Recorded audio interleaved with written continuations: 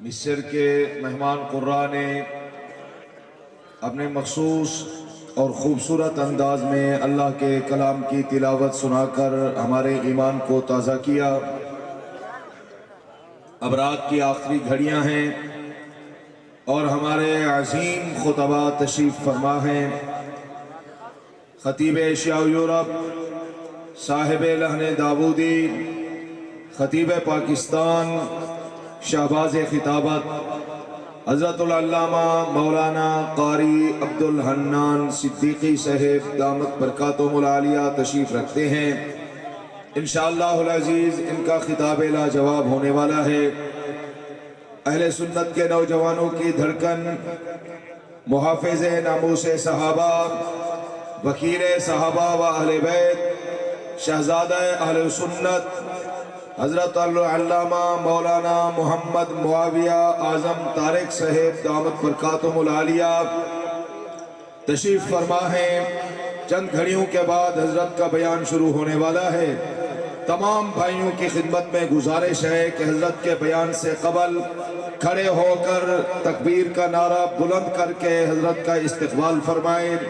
عظیم جرنیل کے صاحبزادے ہیں، جبل استقامت حضرت مولانا محمد اعظم طارق صاحب رحمت اللہ علیہ کے فرزند ارجمند ہیں۔ سب حضرات اللہ کے نام کو بلند کریں۔ نعرہ تکبیر، نعرہ تکبیر۔ تاج و تخت ختم نبوت، تاج و تخت ختم نبوت، عظمت صحابہ، شہدائے ناموس صحابہ، جبل استقامت حضرت مولانا محمد اعظم طارق، شہید ناموس صحابہ حضرت مولانا محمد اعظم طارق، شہزادہ اہل سنت حضرت مولانا محمد معاویہ اعظم، شہزادہ اہل سنت حضرت مولانا محمد معاویہ اعظم، شہزادہ اہل سنت حضرت مولانا محمد معاویہ اعظم۔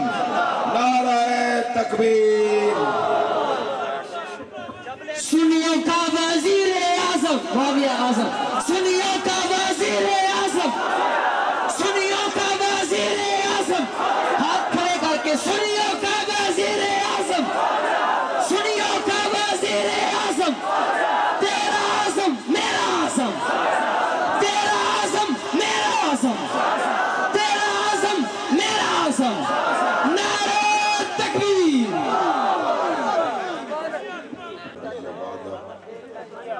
وعلى آله وأصحابه ومن تبعهم أجمعين.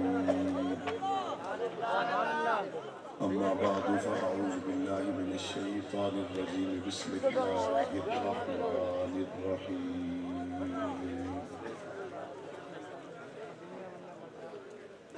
إنما يخشى الله من عباده العلماء. صدق الله العظيم وبلغنا رسوله النبي الكريم ونحن على ذلك لمن الشاهدين والشاكرين والحمد لله رب العالمين.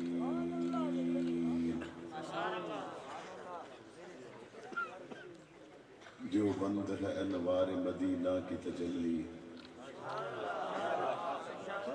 دیوبند ہے انوار مدینہ کی تجلی، توحید کی اس شمع سے روشن ہے زمانہ، اس مکتبہ فکر کے ممنون ولی ہیں، مذہب کی حقیقت ہے یہ باقی ہے فسانہ، ماضی کی جبیں پر ہے جلوہ فگن کردار دیوبند، انوار رسالت کا ہے منزہ وطن کردار دیوبند، سنت ابراہیم اسے وراثت میں ملی ہے، سنت ابراہیم اسے وراثت میں ملی ہے، بت فروش نہیں صنم شکن ہے کردار دیوبند۔ واجب الاحترام حضرات علماء اکرام، تشریف لانے والے معزز و محترم بزرگوں، نوجوان ساتھیوں، آج کی اس تقریب میں استاذ العلماء شیخ الحدیث حضرت العلامہ حبیب الرحمان درخواستی صاحب دامت برکاتہم العالیہ کی پرخلوص دعوت پر آپ حضرات سے ملاقات کا شرف حاصل ہوا۔ اسٹیج پر خطیب اسلام علامہ عبدالکریم ندیم صاحب حفظہ اللہ تعالی تشریف فرما ہے۔ رات کا کافی حصہ بیت چکا ہے اور تھوڑی ہی دیر میں نماز فجر کے لیے آپ تیاری کریں گے۔ حضرت ہمیشہ شفقت فرماتے ہیں، میری غفلت ہے، کوتاہی ہے، میں حاضر نہ ہو سکا، اور اس بار میرا ارادہ یہی تھا، اور میں نے نہ صرف یہ کہ خوشی سے اس دعوت کو قبول کیا، بلکہ میرا ارادہ یہ تھا کہ میں 3 دن بھی آپ کے ساتھ رہوں اور 3 راتیں بھی یہاں آپ کے ساتھ ہی گزاروں۔ اور جب میں یہاں پہنچا تو میں نے احباب سے درخواست کی کہ مجھے سٹیج پر لے چلیں، کیونکہ میں نے حضرت سے یہ درخواست کی تھی کہ میں اس پروگرام میں بطور میزبان کے شامل رہوں گا انشاءاللہ۔ حضرت کی شفقت ہے، انہوں نے نہ صرف یہ کہ میری معذرت کو قبول کیا، بلکہ میں آج جس لمحے آپ سے مخاطب ہوں وہ لوگ نہیں رہے جنہوں نے بغاوت کے اعلان کیے تھے، لیکن وہ لوگ ہیں جنہوں نے کانوں سے وہ اعلان سنے تھے۔ اور میں اس لیے بھی آج کی اس کانفرنس میں آیا کہ میں اس سٹیج سے 20 سال پہلے ہونے والے اعلان کو دوبارہ سے دہرا کر شروع ہونے والی کہانی کو اسی سٹیج پر مکمل کر دوں کہ جب ایک مرد کلندر اس سٹیج پر یہ کہہ رہا تھا، اگر ملا محمد عمر کا جرم یہ ہے تو میں بھی یہی جرم کرتا ہوں۔ جب اس سٹیج پر ایک مرد کلندر نے یہ کہا تھا، اگر ان کا جرم یہ ہے، وہ کہتے ہیں کہ امریکہ کی فوجیں سعودی عرب سے نکل جائیں تو میرا بھی یہی جرم ہے۔ جب ایک مرد کلندر نے یہ کہا تھا، اگر تمہارے نزدیک یہ جرم ہے کہ ہم اسلام کے نظام کی بات کریں تو میں بھی یہ جرم کرتا ہوں، اور جواب میں انہوں نے یہ فرمایا تھا کہ ہمت ہے تو مجھے روک لو۔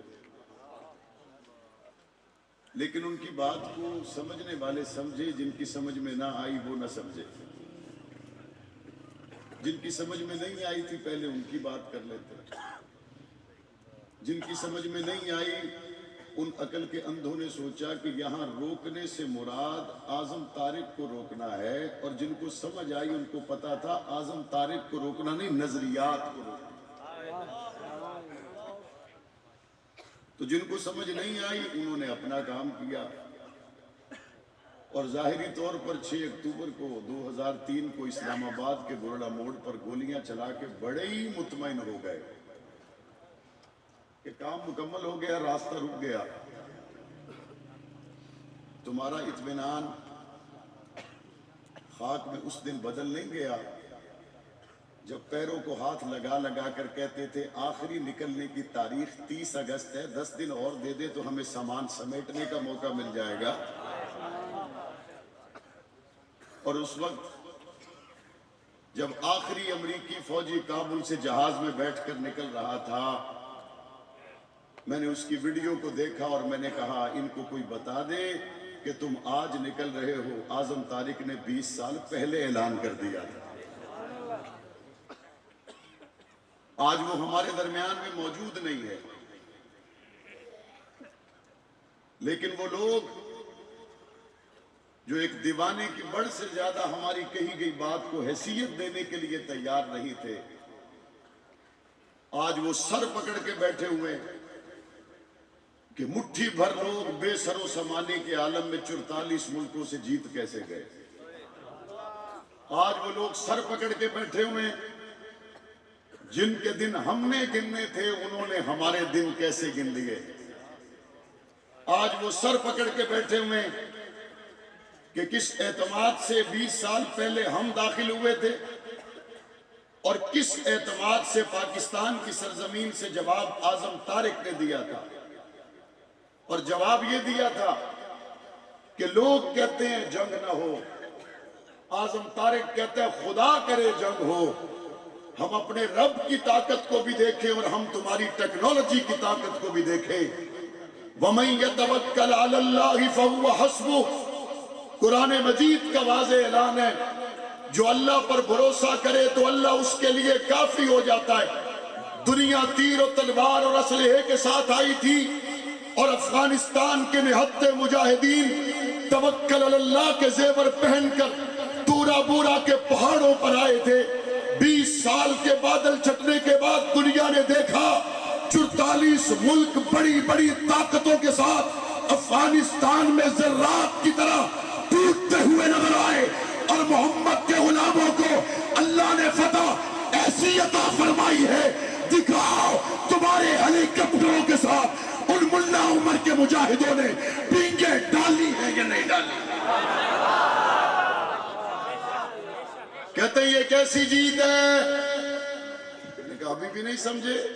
ये मादियत के मुकाबले में अल्लाह के कुरान की जीत है। ये तुम्हारी तोपों के मुकाबले में मोहम्मद करीम के फरमान की जीत है। कहते हो अब्दुल्ला बिन मसूद से निकलने वाला, ये मदरसे में 8 साल गुजारने वाला क्या सीख के निकला है? मैंने माना इसको कंप्यूटर नहीं आता होगा, मैंने माना ये जदीद टेक्नोलॉजी से वाकिफ नहीं होगा, मैंने माना इसको दुनिया की जदीद जमा तफरीक नहीं आती होगी, लेकिन रब्बे मोहम्मद की कसम इसके पास वो हथियार है, वो ताकत है, वो मोहम्मद करीम की गुलामी है जिसके सामने दुनिया की कोई ताकत है नहीं सकती।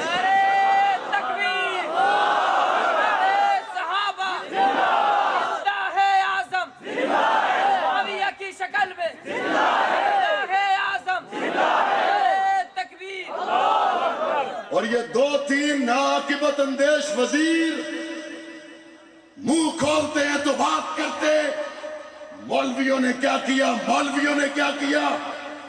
तू बता तूने क्या किया? मौलवियों ने क्या किया? मुंह धोमन का बल नहीं आंदा ते गालियां मौलवियों ने। पहले सूरह इखलास पढ़ के सुनाओ।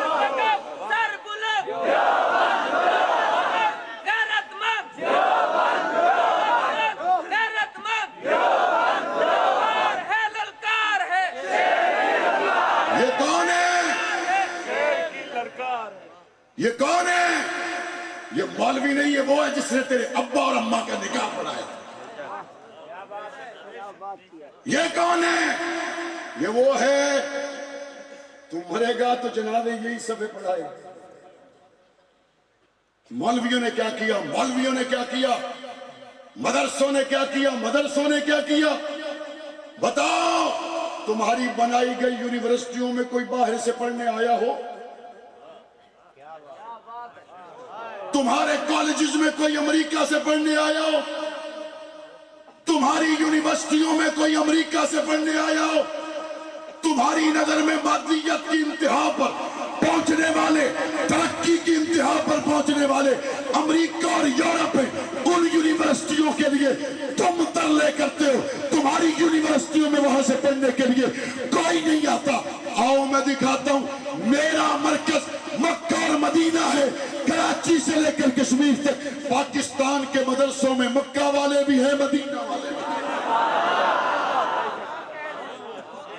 इंतहाओं से पता चलता है, इंतहाओं से पता चलता है कि बंदा किस पानी में है।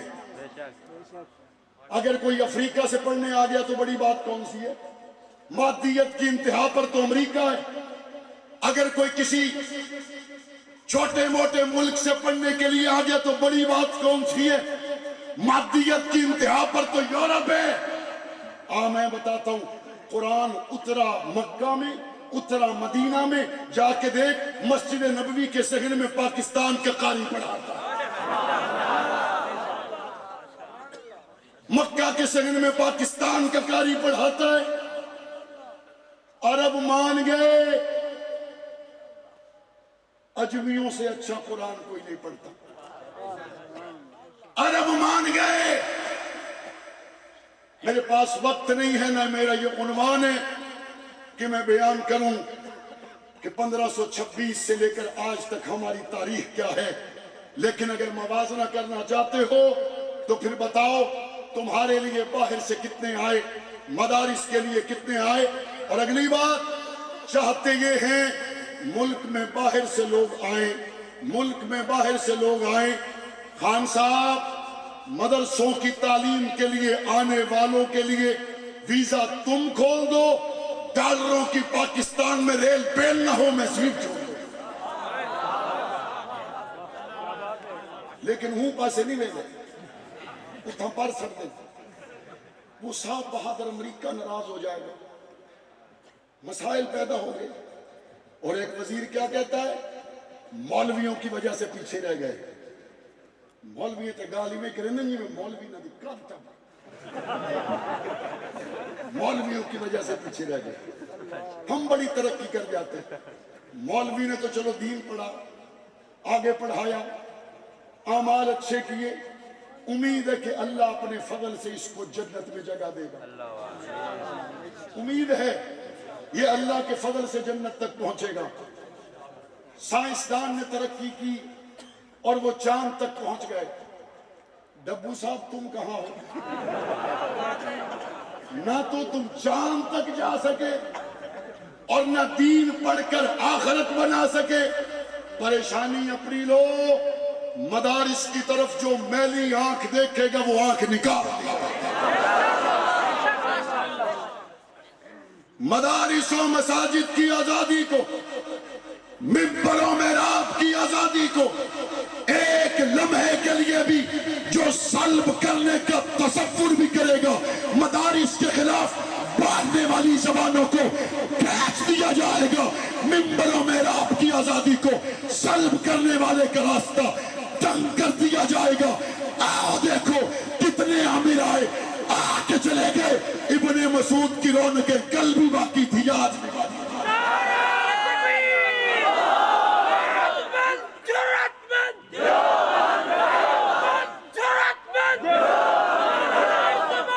اور یہ جو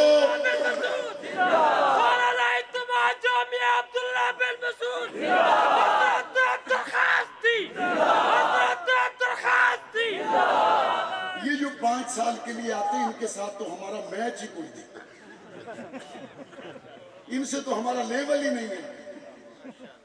بھئی ہم ان سے بات کریں گے، ہم ان سے بات کریں گے جن کی دنیاوی لحاظ سے بھی چیک کرو تو وکالت کی ڈگریاں جعلی ہیں۔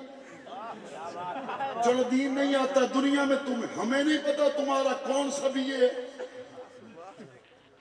ہمارا تمہارا جوڑ ہی کوئی نہیں، ہمارا تمہارا میچ ہی کوئی نہیں۔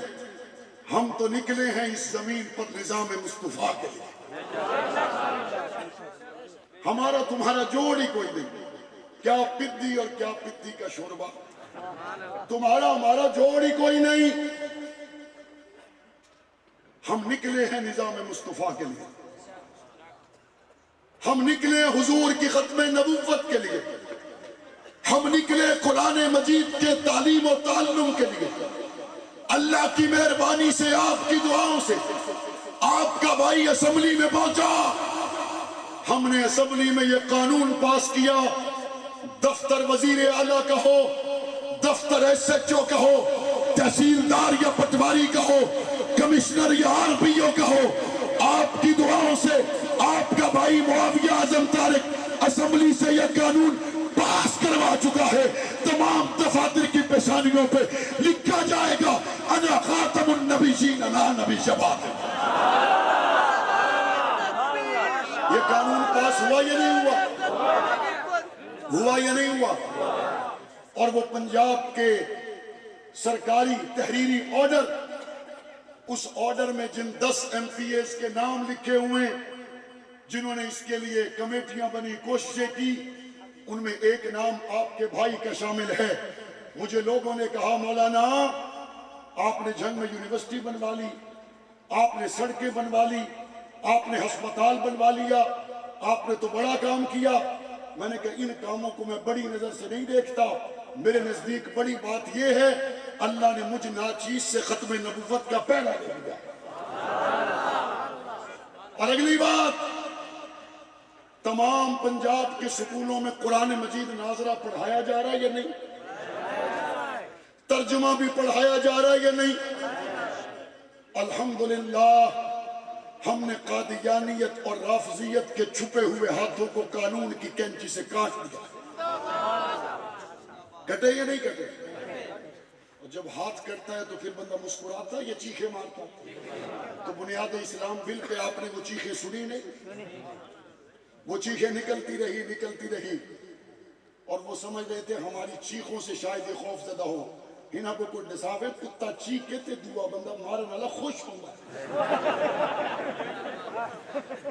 وہ کتے کو ڈنڈا لگے، وہ چیخو پکار کرے اور وہ جا چھوڑ کے اتو بھاج بجے مارن والا بندہ پریشان تھی، خوش تھی در اللہ کی مہربانی سے چوٹ تمہیں صحیح جگہ پہ لگی۔ پہلے ہم بتاتے تھے عائشہ کا شان کیا ہے، اب عمارت سرکاری ہوگی، ٹیچر سرکاری ہوگا، سکول میں بیٹھ کر 6 7ویں کے بچے کو استاد بتائے گا بیٹا عائشہ دا منکر مسلمان نہیں ہوگا۔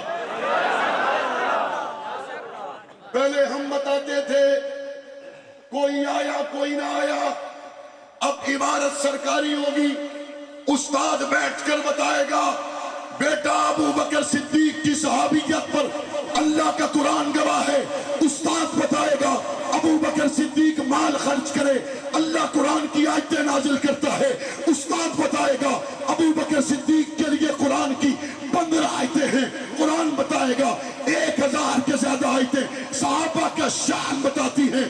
اب میرے جلسے میں نہیں، پاکستان کے ہر سکول میں ہوگی صحابہ صحابہ صحابہ۔ ہوگی یا نہیں ہوگی؟ ہوگی یا نہیں ہوگی؟ اگلی بات، یکساں قومی نصاب اس حکومت کا بہترین کارنامہ ہے،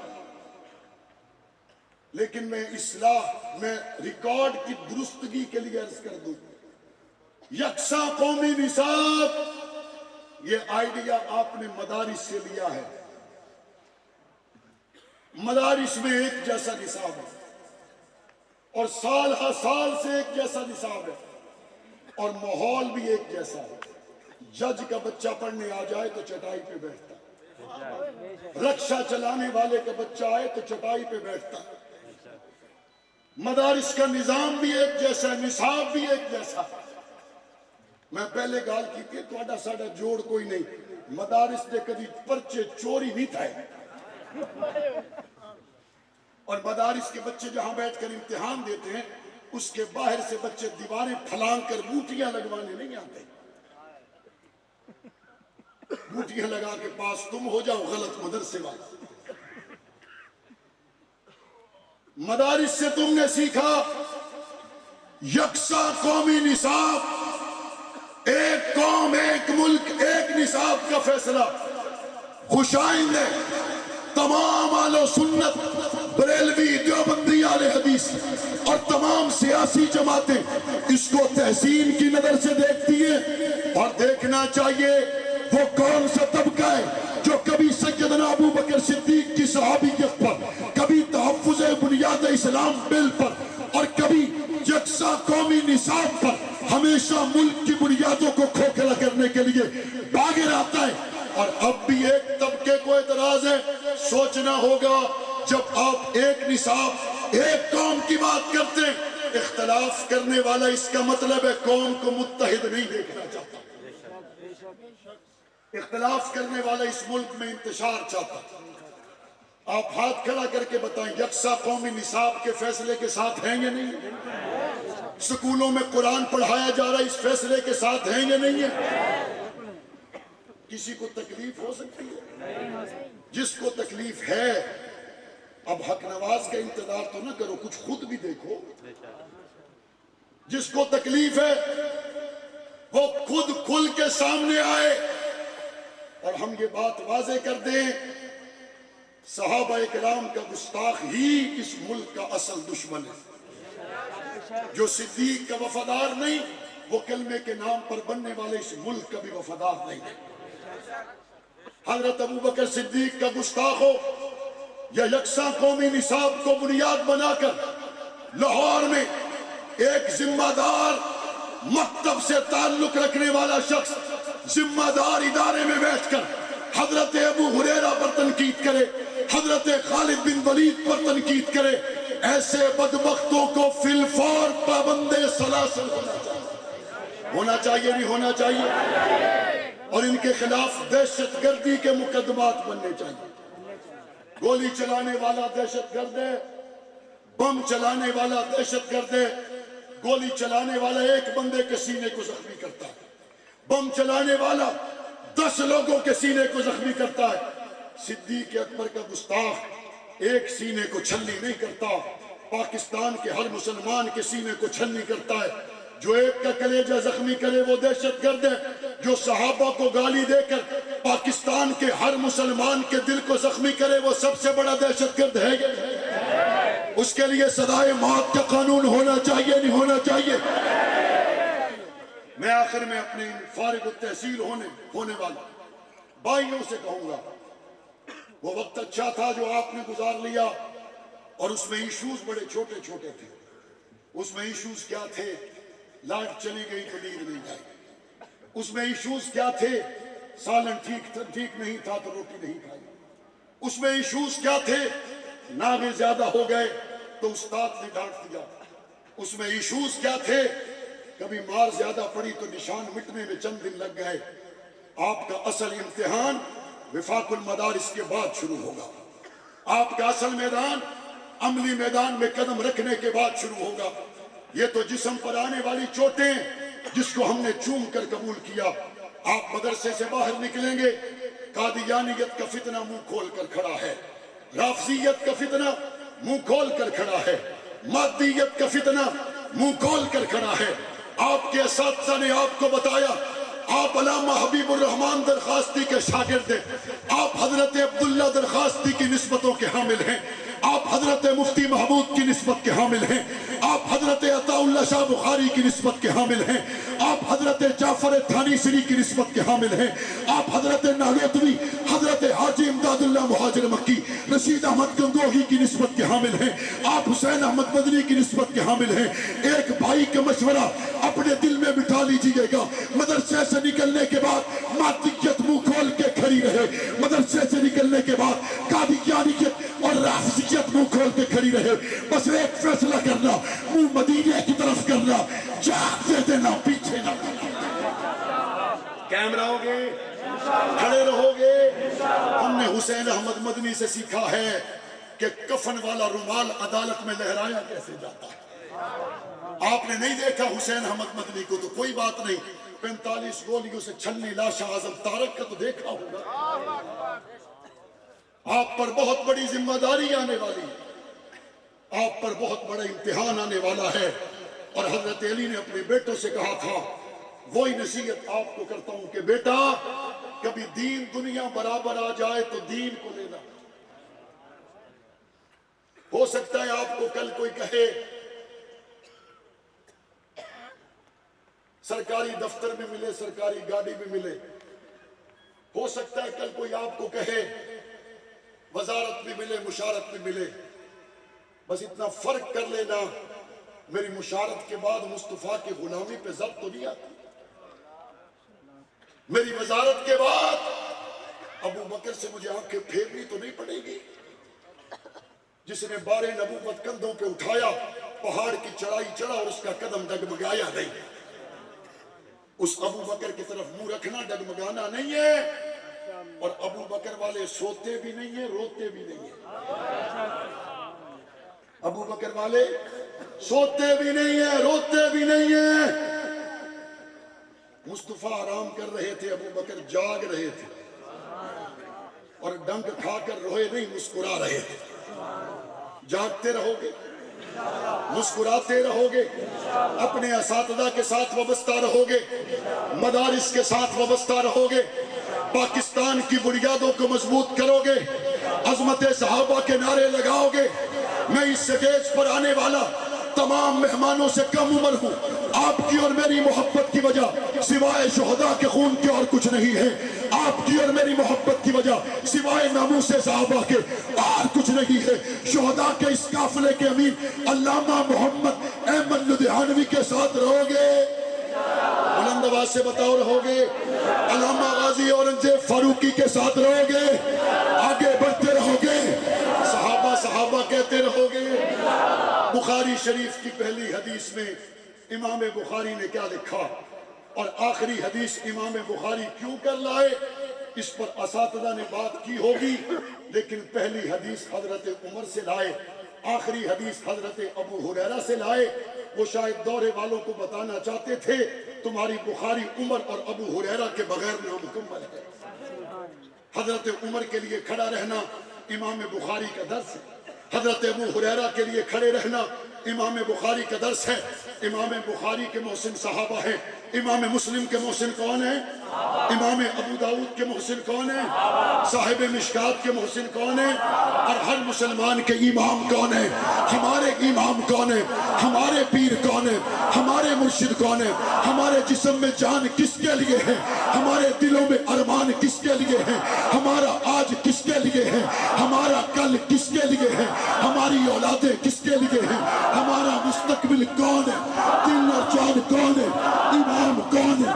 पीर कौन है? मुर्शिद कौन है? वली कौन है? मोहसिन कौन है? आज कौन है? कल कौन है? जिसके मुंह में जबान रब ने दी है बता कौन है? साहबा साहबा